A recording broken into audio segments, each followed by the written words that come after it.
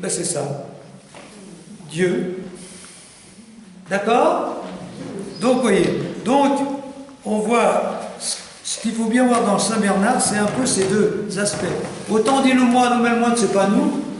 Autant, il enracine tout ce qu'il nous a dit sur la vie monastique qu'on peut mettre dans notre vie, dans ce qu'est l'homme.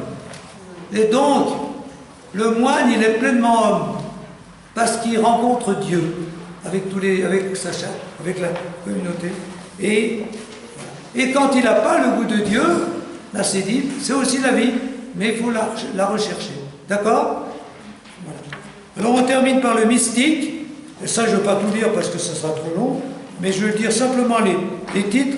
Il voit 4 degrés, donc vous avez vu que le mot amour, faire tout avec amour, la charité, l'amour de Dieu, l'amour des autres, tout faire avec amour, même la discipline, la rigueur et tout ce qui caractérise la vie, tout faire avec amour. Alors lui, il voit dans tout faire avec amour et avec l'amour de Dieu derrière tout ça. Le sommet de l'amour, même des autres ou de soi-même, c'est l'amour de Dieu. Alors il voit 4 degrés. L'amour de, vous les lirez, mais j'explique en vitesse. Premier degré, l'amour de soi, l'amour naturel ou charnel. Voilà. On aime, mais pour l'amour, comment ça veut dire? L'amour charnel. Comment il le définit? Bon, je veux dire, la nature trop fragile et trop frêle se trouve contrainte de s'aimer soi-même par une nécessité impérieuse. Cet amour naturel est l'amour charnel pour lequel l'homme s'aime lui-même. Pour lui-même, comme il a été écrit, ce n'est pas le spirituel, mais le charnel qui commence. Bon, voilà. Donc, l'homme s'aime soi-même. Je m'aime moi-même parce que je me soigne, par exemple. Voilà, je me soigne, je suis malade, je me soigne. Je me donne un travail. Donc, l'amour charnel, c'est l'amour centré sur soi. D'accord? Voilà. Deuxième degré d'amour, l'amour de Dieu pour soi-même. L'amour, tu vois, ça va dans le sens. Je m'aime pour moi-même, pour me faire du bien. Deuxième degré, j'aime bien Dieu, mais pour ce qu'il m'apporte, d'accord? Et non pas pour lui-même. Troisième degré, l'amour désintéressé, j'aime Dieu pour lui-même, d'accord? Et puis, le quatrième degré, c'est le sommet de l'amour, j'aime Dieu comme Dieu s'aime.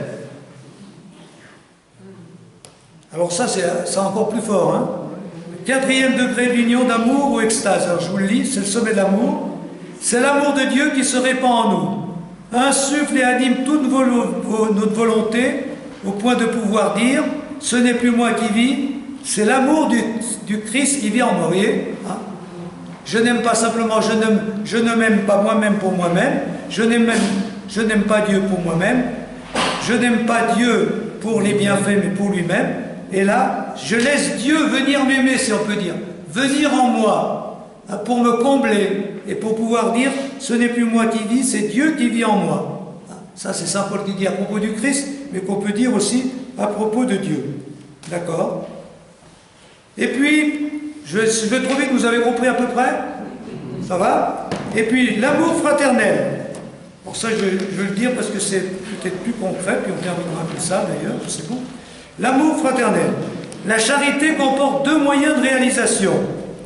La dilection par laquelle nous sommes tendus vers autrui et l'accueil qu'en retour nous réservons à l'élan d'amour d'autrui. La charité, c'est ça. Je vais vers les autres, vous les aimez, ou j'accueille les autres qui viennent vers moi. C'est simple, hein? Voilà. Ici, 2 obstacles aussi. L'égocentrisme et le soupçon. L'égocentrisme ne nous permet pas d'accéder au cœur d'autrui. Je ne pense qu'à moi, moi. Donc l'autre n'existe pas. Ça, c'est l'égocentrisme. J'arrive pas à aimer parce que je suis trop centré sur moi. Mais le deuxième qu'on a moins l'habitude de dire, le soupçon, nous empêche de croire à l'amour d'autrui. Ça, j'ai beaucoup aimé parce que souvent c'est ça. Voilà. La conséquence, la voici, centrée sur nous-mêmes, nous n'aimons pas notre prochain. Soupçonneux, nous ne pensons pas en être aimés. Et du même coup, l'unité qu'il faudrait réaliser avec lui nous est rendue impossible. Voilà. À cette double maladie, une double charité vient porter remède, celle qui ne recherche pas son intérêt et celle qui croit tout. Vous voyez, aimer les autres, c'est pas chercher notre intérêt, c'est les aimer pour eux-mêmes. Mais en même temps, accepter d'être aimé. Donner gratuitement et recevoir. L'amour, c'est ça. Et des fois, on n'a pas envie de donner, on est trop égoïste, trop égocentrique, ou on n'a pas envie de recevoir parce qu'on est trop soupçonneux.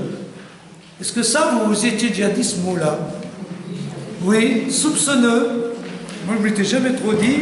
C'est chez Saint-Bernard que je vois. Je suis soupçonneux, je doute des autres, je ne crois pas en eux, je n'ai pas confiance en eux, je ne crois pas qu'ils peuvent m'aimer, puis voilà. Que l'égocentrique mette en œuvre une charité qui ne cherche pas son intérêt et qui aime autrui.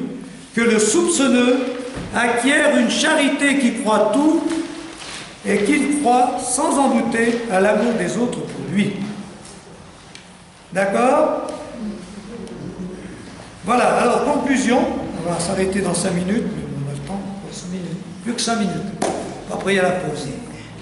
Qu'est-ce que vous retenez de Saint-Bernard et de tout ce que vous avez entendu? Qu'est-ce que la réaction? Comment? L'amour qu'il propose est difficile. Oui, mais c'est le sommet de l'amour, hein? Maintenant, je ne sais pas comment ils le vivaient, comment les cisterciens le vivent, mais voilà. Exigeant. Très exigeant. Comment? C'est frais, ça donne plus un élan. Oui, il y a de la fraîcheur, il y a de l'élan, oui, oui, c'est ça. C'est actuel aussi. C'est actuel et c'est éternel, puis c'est du XIIe siècle.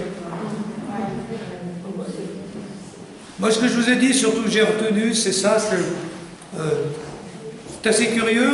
Le moine est l'humaniste, mystique aussi, bien sûr, c'est-à-dire plongé en Dieu, mais les deux, hein, ça c'est très important, et surtout dans le contexte d'aujourd'hui au niveau de la foi, quand les gens nous disent mais à quoi ça sert de croire, la foi c'est nul, la foi c'est ceci et cela, comme il le dit lui-même, c'est sûr qu'on ne peut pas être pleinement homme sans rencontrer Dieu.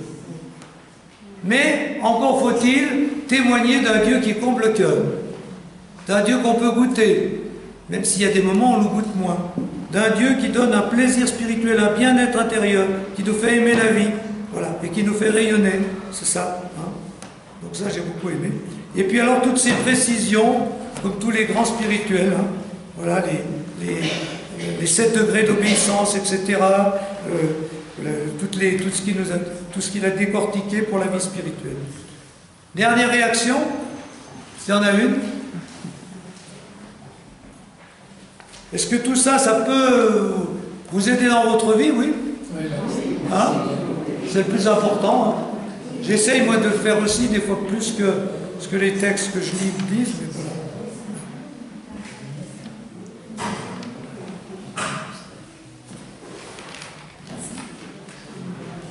Alors, dernière question, il y a le fils Charbonneau qui est chez les cisterciens, qui a été ordonné prêtre cette année. Hein. Ah non, je confonds avec les plantons. Non, il n'est pas prêtre, lui. Hein. C'est chez les plantons qu'il y a une famille. Il est religieux, mais pas prêtre. Ça convient encore autant que vous sachiez. À peu près. Tout à fait. Eh bien, tant mieux. Merci, donc il y a la pause. Le soleil, il est là. Hein. Vous avez douté.